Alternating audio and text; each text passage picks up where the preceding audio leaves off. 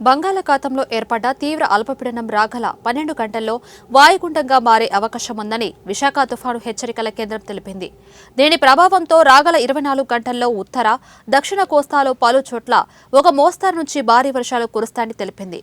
మచిలీపట్నం నుంచి కళింగపట్నం వరకు అన్ని ఓడరేవుల్లో 3వ నెంబర్ ప్రభాత సూచిక ఎగురవేశామని, తీరం వెంబడి గంటకు 40 నుంచి 50 కిలోమీటర్ల వేగంతో బలమైన ఈదురుగాలు వీస్తాయని తుఫాను హెచ్చరికల కేంద్రం డైరెక్టర్ శ్రీనివాస్ తెలిపారు. Central bay of Bengal and adjoining south west bay of బెంగాల్లో తీవ్ర అల్పపీడనంగా కొనసాగుతోంది.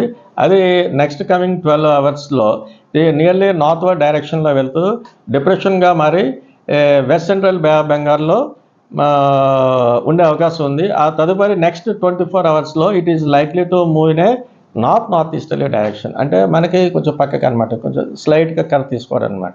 అంటే డబ్ల్యూసీబీలో west central bay of Bengal next 12 అవర్స్లో డిప్రెషన్గా మరి నెక్స్ట్ 24 అవర్స్ పీరియడ్లో అది మరలా డైరెక్షన్ నార్త్ ఈస్ట్ డైరెక్షన్లో వెళ్ళే ఛాన్స్ అయితే ఉంది, అది డిప్రెషన్గానే. సో దీని పరిస్థితులు ఇప్పుడున్న కండిషన్స్ దృష్ట్యా మనకి ఇప్పుడు ఇటు ఉత్తరాంధ్ర, దక్షిణ కోస్తాల్లో ఒక మోస్తరు వర్షాలు, అక్కడక్కడ ఉరుములతో కూడా జల్లులు, అలాగే కొన్ని ఉత్తరాంధ్ర వరకు అయితే మటుకి హెవీ రైన్స్ వచ్చే ఛాన్సెస్ అయితే ఉంది ఈ రోజు కూడాను. ముఖ్యంగా అయితే చూస్తే ఇటు కాకినాడ, యానం, నెక్స్ట్ అనకాపల్లి, విశాఖపట్నం, విజయనగరం, పార్థివపురం, మన్యం అండ్ శ్రీకాకుళం ఈ జిల్లాలకు అయితే 1-2 చోట్ల భారీ వర్ష సూచన అయితే ఇస్తున్నాం.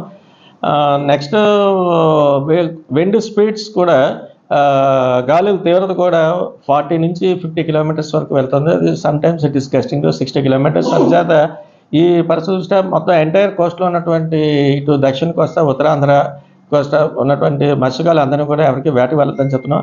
అలాగే నిన్న మనం పోర్ట్స్కి, నౌకాశ్రయాలకు ఏవైతే మనం 3వ నెంబర్ ప్రమాద హెచ్చరిక ఇచ్చామో అది ఈరోజు కూడా కంటిన్యూ అవుతుంది.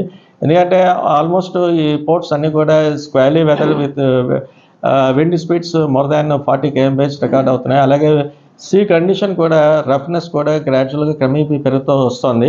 ఇటు south west bay of Bengal నుంచి డబ్ల్యూసీబీ అంటే మనకి ఆంధ్ర కోస్ట్కి దగ్గరలో ఉన్నటువంటి bay of Bengal is west central bay of Bengal. అక్కడ